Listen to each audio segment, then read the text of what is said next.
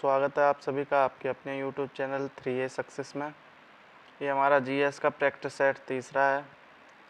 उम्मीद है आपने पिछले 2 प्रैक्टिस सेट देखे होंगे, पूरे देखे होंगे, जिसमें हम डेली 15 क्वेश्चंस कर रहे हैं जो कि मोस्ट इम्पॉर्टेंट क्वेश्चंस हैं आपके।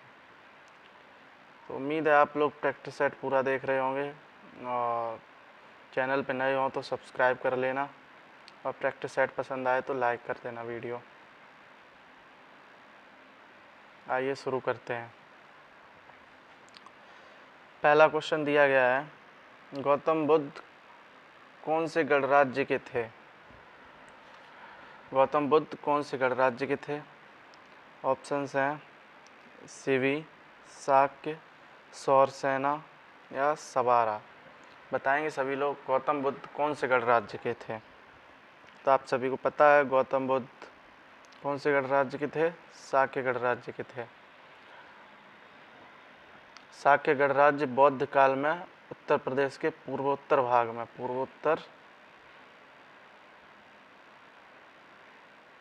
पूर्वोत्तर भाग तथा नेपाल के तराई वाले भाग में स्थित था। ठीक है, शाक्य गणराज्य किधर था? बौद्ध काल में उत्तर प्रदेश के पूर्वोत्तर भाग तथा नेपाल के तराई वाले भाग में स्थित था। इसकी राजधानी क्या थी? इसकी राजधानी थी कपिलवस्तु। क्या राजधानी थी?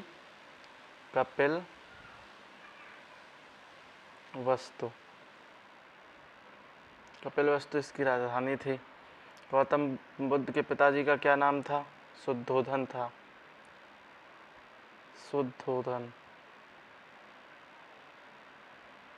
शुद्धोधन पिताजी का नाम था, जो कि शाक्य गणराज्य के गढ़ मुख्य थे। ठीक है, ध्यान रखेंगे सभी लोग। इसका राइट आंसर क्या हो जाएगा? शाक्य गणराज्य के थे। नेक्स्ट क्वेश्चन देखेंगे। क्वेश्चन नंबर 2 दिया गया है, अकबर का मकबरा निम्नलिखित में से किस स्थान पर स्थित है? अकबर का मकबरा कहाँ पे स्थित है? ऑप्शन है सिकंदरा में, दिल्ली में, फतेहपुर सीकरी में या इलाहाबाद में। बताएंगे सभी लोग अकबर का मकबरा कहाँ पर स्थित है। तो आप सभी को पता है कि सिकंदरा कहाँ पड़ता है? आगरा में। तो यहीं पे आपका अकबर का मकबरा स्थित है। ठीक है, इस मकबरे का निर्माण किसने स्टार्ट कराया था? अकबर ने निर्माण स्टार्ट कराया था। अकबर ने इसका निर्माण स्टार्ट कराया था, लेकिन बीच में ही अकबर की मृत्यु हो गई, जिसके बाद उसके पुत्र जहांगीर ने इस निर्माण को पूरा कराया। यह मकबरा हिंदू, इस्लामिक, बौद्ध और जैन कला का अनूठा उदाहरण है। इसमें जैन धर्म और बौद्ध ये सब कलाएं मिलती हैं। ठीक है, ध्यान रखेंगे सभी लोग। इसका राइट आंसर क्या हो जाएगा? ऑप्शन नंबर 1 सिकंदरा में अकबर का मकबरा स्थित है। नेक्स्ट क्वेश्चन देखेंगे। नेक्स्ट क्वेश्चन दिया गया है, गांधी इरविन समझौता किस वर्ष हुआ था? 1905 में हुआ, 1931 में, 1947 में या 1942 में। बताएंगे सभी लोग गांधी इरविन समझौता कब हुआ? गांधी इरविन समझौता कब हुआ था? ये 1931 में हुआ था। ठीक है, कब? 5 मार्च 1931। पूरी डेट लिखेंगे, 5 मार्च 1931 को। ठीक है, जो किस के बीच में हुआ था? गांधी जी और इरविन के बीच में। इसमें निम्नलिखित शर्तें थीं, जैसे सबने अवज्ञा आंदोलन को समाप्त करना, सभी राजनीतिक बंदियों जिनके विरुद्ध हिंसा के आरोप नहीं थे उनको रिहा किया जाएगा, विदेशी कपड़ों और शराब की दुकानों पर शांतिपूर्ण धरना देने का अधिकार, समुद्री तटों प्रदेशों में बिना नमक कर दिए नमक बनाने की अनुमति। जो कि बहुत सी शर्तें थीं, जिसमें से कुछ अंग्रेज़ों ने मानी थी, कुछ नहीं मानी थी।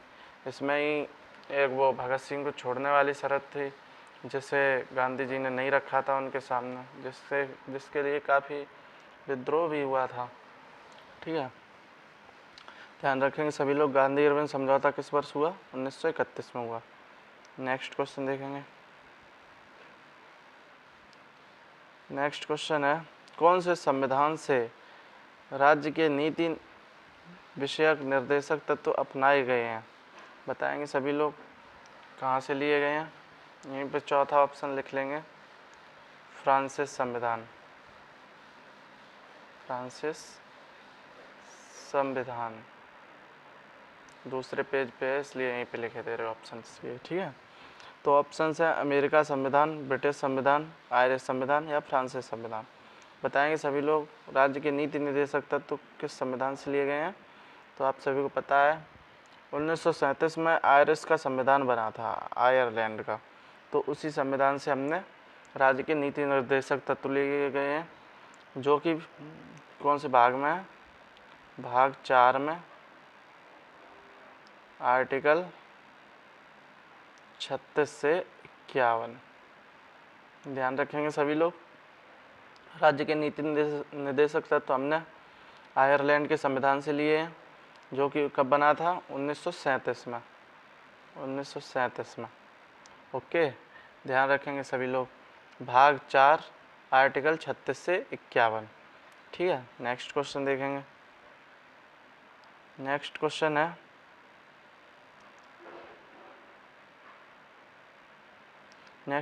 है रिक्त स्थान मौलिक अधिकार भारतीय संविधान में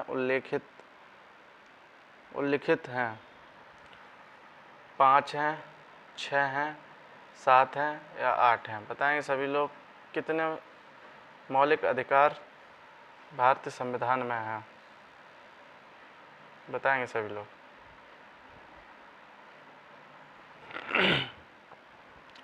शुरू में कितने थे मौलिक अधिकार, शुरू में थे 7, अब कितने रह गए, 6। ध्यान रखेंगे सभी लोग, कितने मौलिक अधिकार हैं, 6। कहाँ से लिए गए मौलिक अधिकार, यूएसए से। और मौलिक कर्तव्य कहाँ से लिए गए हैं, सोवियत संघ से, जिसे अभी रसिया बोलते हैं, ठीक है, रूस। ठीक है, मौलिक अधिकार कौन से भाग में, मौलिक अधिकार कौन से भाग में, भाग 3 में मौलिक अधिकार है। भाग 3 कितने से कितने अनुच्छेद है, देखो, भाग 2 में नागरिकता, भाग 2 में नागरिकता 5 से 11, ठीक है, अनुच्छेद। और भाग 3 में है मौलिक अधिकार, जो कितने से हैं, 12 से लेके 35 तक। और अभी बताया डीपीएसपी राज्य के नीति निर्देशक तत्व भाग 4 में 36 से 51। ठीक है, एक क्रम भाई याद रखेंगे सभी लोग, पूछ लेता है कि कौन से भाग में क्या है। ठीक है, ध्यान रखेंगे सभी लोग। तो इसके बारे में और क्या बता रहे थे, यूएसए से लिए गए हैं, यूएसए से मौलिक अधिकार लिए गए हैं। पहले 6 प्रकार के, पहले 7 मौलिक अधिकार थे। पहले संपत्ति का अधिकार, जो कि निकाल के कौन से संविधान संशोधन से, 44वें संविधान संशोधन से संपत्ति के अधिकार को मौलिक अधिकार से निकाल के एक विधिक अधिकार बनाया गया, जिसे कौन से अनुच्छेद में शामिल किया गया, 300A अनुच्छेद में शामिल किया गया। ध्यान रखेंगे सभी लोग, ठीक है। और अब कौन कौन से मौलिक अधिकार हैं, एक समता का अधिकार है, समता का अधिकार, समता का अधिकार है, स्वतंत्रता का अधिकार है, स्वतंत्रता, और शोषण के विरुद्ध अधिकार, शोषण के विरुद्ध अधिकार, धार्मिक स्वतंत्रता का अधिकार,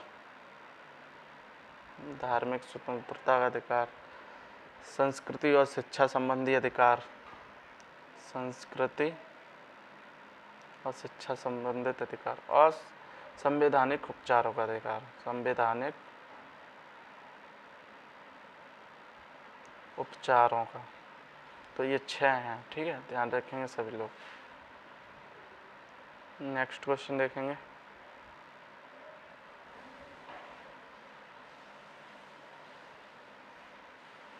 नेक्स्ट क्वेश्चन देखेंगे। क्वेश्चन है, भारत के राष्ट्रपति हैं देश के प्रमुख, सरकार के प्रमुख, देश और सरकार के प्रमुख, संसद के प्रमुख। बताएंगे सभी लोग, भारत के राष्ट्रपति हैं, तो आप सभी को पता है राष्ट्रपति देश का संवैधानिक प्रमुख होता है, ठीक है। वह भारत का प्रथम नागरिक होता है। राष्ट्रपति भारत का प्रथम नागरिक, फर्स्ट नागरिक, और राष्ट्र की एकता, अखंडता और सुदृढ़ता का प्रतीक है। भारत सरकार के सभी शासन संबंधी कार्य उसके नाम से ही जाने जाते हैं। ठीक है, राष्ट्रपति के नाम से ही जितने भी शासन संबंधी कार्य हैं जाने जाते हैं। राष्ट्रपति तीनों सेनाओं का प्रमुख भी होता है। राष्ट्रपति तीनों सेनाओं का प्रमुख भी होता है। ठीक है, तीनों सेनाओं का प्रमुख होता है। तो भारत के राष्ट्रपति हैं देश के प्रमुख। ठीक है, प्रथम व्यक्ति होते हैं। नेक्स्ट क्वेश्चन देखेंगे। अगला क्वेश्चन दिया गया है, लोकसभा भारत की सदन का रिक्त स्थान गृह है, निचला, ऊपरी, बायां, दाहिना। अच्छा, लोकसभा कौन से अनुच्छेद में? ध्यान रखेंगे, सरला। सा से संसद, रा से राज्यसभा और ला से लोकसभा। ठीक है, संसद आता है आपका आर्टिकल 79 में, राज्यसभा आती है 80 में और लोकसभा आती है 81 में। ठीक है, ये क्रम आप याद रखेंगे, लोग भूल जाते हैं राज्यसभा और लोकसभा। ठीक है, तो राज्यसभा जो होता है वो उच्च सदन होता है, ये उच्च सदन होता है, स्थायी सदन होता है। और लोकसभा होता है वो कैसा होता है? निचला सदन होता है। तो यहाँ पे लोकसभा भारत का रिक्त स्थान गृह है, कैसा सदन है? निचला सदन है। ठीक है, ध्यान रखेंगे सभी लोग। लोकसभा के सदस्यों को हम प्रत्यक्ष रूप से चुनते हैं, प्रत्यक्ष रूप से। ठीक है, और जो राज्यसभा के सदस्य होते हैं, राज्यसभा के सदस्य अप्रत्यक्ष रूप से चुने जाते हैं। ठीक है, नेक्स्ट क्वेश्चन देखेंगे। तो इसका राइट आंसर क्या हो जाएगा? इसका राइट आंसर हो जाएगा निचला सदन है लोकसभा और राज्यसभा उच्च सदन है। आर्टिकल याद रखेंगे 79, 80 और 81। संसद, राज्यसभा और लोकसभा, ये निम्न सदन है लोकसभा, राज्यसभा उच्च सदन है। ध्यान रखेंगे सभी लोग। नेक्स्ट क्वेश्चन देखेंगे।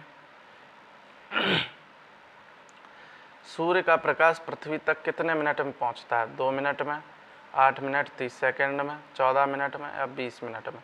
तो सूर्य का तापमान पृथ्वी तक कितने मिनट में पहुंचता है? 8 मिनट 30 सेकंड में पहुंचता है। ठीक है, ध्यान रखेंगे सभी लोग। इसका राइट आंसर हो जाएगा ऑप्शन नंबर 2, 8 मिनट 30 सेकंड में। नेक्स्ट क्वेश्चन देखेंगे। नेक्स्ट क्वेश्चन दिया गया है, वायुमंडल की सबसे निचली परत को रिक्त स्थान कहते हैं? स्ट्रेटोस्फीयर, ट्रोपोस्फीयर, जीनोस्फीयर या एक्सोस्फीयर? बताएंगे वायुमंडल की जो सबसे निचली परत होती है उसे क्या कहते हैं? बताएंगे सभी लोग। तो आप सभी को पता है वायुमंडल में कितनी परतें होती हैं? 5 परतें होती हैं, 5। ठीक है, सबसे पहले कौन सी होती है? ट्रोपोस्फीयर। ट्रोपोस्फीयर सबसे पहले होती है। इसे क्या बोलते हैं? इसे क्षोभ मंडल बोलते हैं। इसमें कौन कौन सी घटनाएं होती हैं? यह वायुमंडल की सबसे निचली परत है। ठीक है, और इसकी ऊंचाई लगभग 13 किलोमीटर होती है, 13 किलोमीटर। ठीक, 13 किलोमीटर ऊंची होती है। और जितनी भी मौसमी घटना है, मौसम में परिवर्तन जो भी है, वो सब इसी में होता है, क्षोभ मंडल में। ट्रोपोस्फीयर इसे बोलते हैं। ठीक है, और सबसे निचली परत यही होती है। और दूसरे नंबर पे कौन सी होती है? स्ट्रेटोस्फीयर। स्ट्रेटोस्फीयर ये दूसरे नंबर पे होती है, ये पहले नंबर पे होती है। इसे क्या बोलते हैं? इसे समताप मंडल बोलते हैं। जो वायुयान उड़ते हैं वो इसी में उड़ते हैं, समताप मंडल में। ओजोन परत भी इसी में पाई जाती है। ये 50 किलोमीटर की ऊंचाई तक होती है। ठीक है, 50 किलोमीटर की ऊंचाई तक। ये कितने तक होती थी? 13 किलोमीटर तक। ये 50 किलोमीटर तक ये समताप मंडल में वायुयान जो भी मतलब एरोप्लेन वगैरह उड़ते हैं। और ट्रोपोस्फीयर में मौसमी संबंधी घटनाएं होती हैं। ठीक है, और जीनोस्फीयर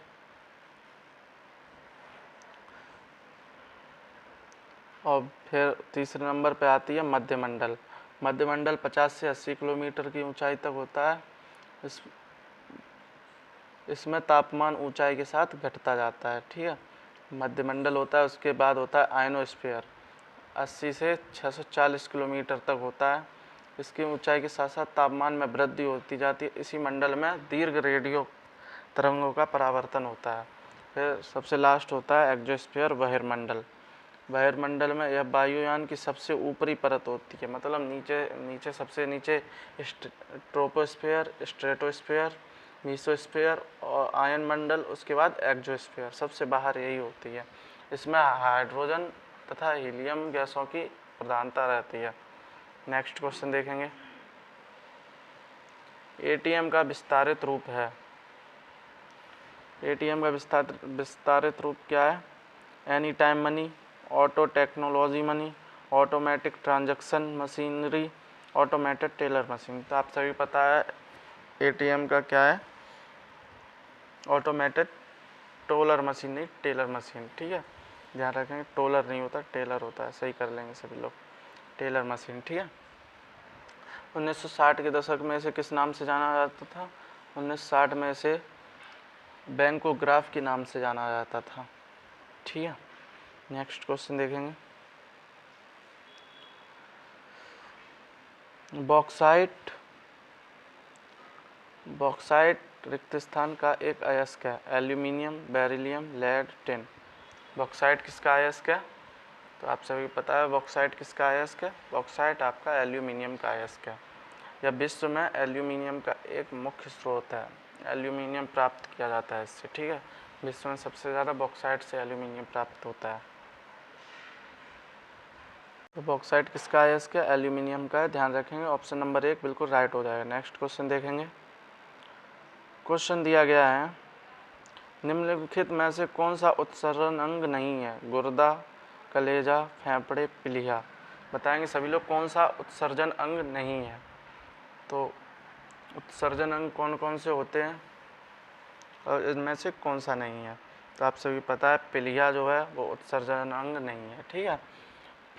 प्राणी जो होते हैं, कार्यविधि जो उत्सर्जन जो होता है वो कैसे होता है? जैसे मान लो कोई विषैला पदार्थ शरीर से बाहर निकालना है तो उत्सर्जन के द्वारा ही निकलता है, वही क्रिया उत्सर्जन कहलाती है।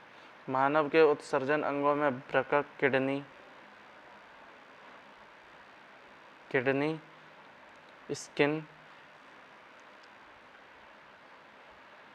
फेफड़े, लंग्स और आंत, कलेजा या फिर यकृत, लीवर, ये सभी आपके कैसे हैं? ये उत्सर्जयी अंग है, ठीक है। गुर्दे, कलेजा, फेफड़े, स्किन, आंत, ये सब आपके उत्सर्जयी अंग है। प्लीहा उत्सर्जयी अंग नहीं है, ठीक है। तो इसका राइट आंसर क्या हो जाएगा? प्लीहा। नेक्स्ट क्वेश्चन देखेंगे, क्वेश्चन दिया गया है, अल्फा एक प्रकार की रिक्त स्थान है। बताएंगे सभी लोग। अल्फा एक प्रकार की रिक्त स्थान है। खनिज,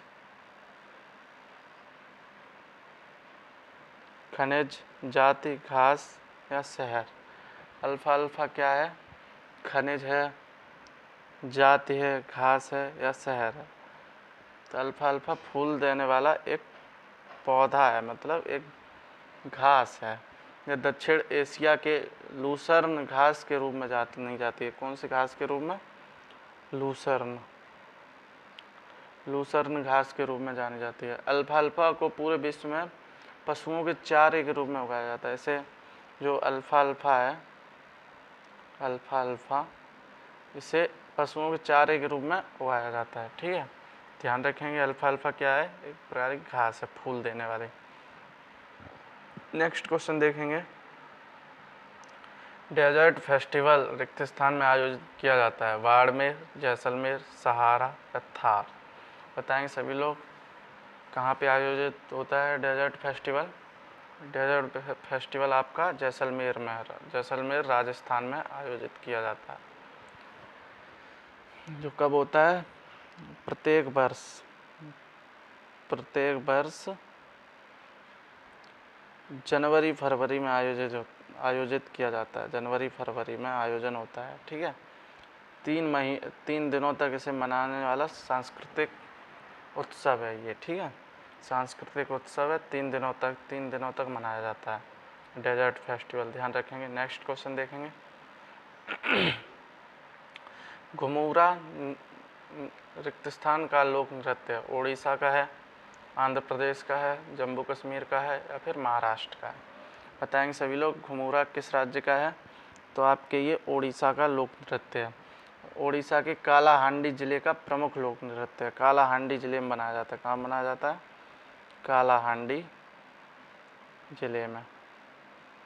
ध्यान रखें सभी लोग, उड़ीसा का है घुमूरा। एसएससी जब क्वेश्चन पूछती है तो कहीं छोटे छोटे जो बिल्कुल जैसे आप नहीं पढ़ेंगे वो वाले ढूंढ के लाती है, मतलब ऐसे लोक नृत्य लाएगी जो आपने नहीं सुने होंगे, इसलिए ज़्यादातर ये छोटे छोटे याद रखने हैं। और आंध्र प्रदेश का क्या है? कुचिपुड़ी है, कुचिपुड़ी। जम्मू कश्मीर का क्या है? राउफ है, राउफ। राउफ जम्मू कश्मीर का है और कुचिपुड़ी आंध्र प्रदेश का है। और महाराष्ट्र का क्या है? लावड़ी, लावड़ी महाराष्ट्र का है। नेक्स्ट क्वेश्चन देखेंगे। नेक्स्ट क्वेश्चन दिया गया है, सिमलीपाल टाइगर रिजर्व किस राज्य में है? महाराष्ट्र में है, आंध्र प्रदेश में, छत्तीसगढ़ में है, उड़ीसा में। तो आप सभी को पता है उड़ीसा के मयूरभंज में, मयूरभंज जिले में, मयूरभंज, यहाँ पर सिमलीपाल टाइगर रिजर्व स्थित है। इसे 2009 में यूनेस्को वैश्विक जैवमंडल रिजर्व के तहत आरक्षित किया गया था। ठीक है, ध्यान रखेंगे सभी लोग। नेक्स्ट क्वेश्चन देखेंगे।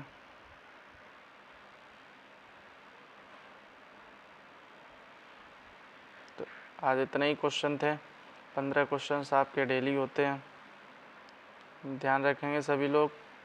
और अगर वीडियो आपको प्रैक्टिस सेट पसंद आया हो तो वीडियो को लाइक कर देना। और पीडीएफ के लिए आप चैनल को, टेलीग्राम चैनल हमारा ज्वाइन कर लें।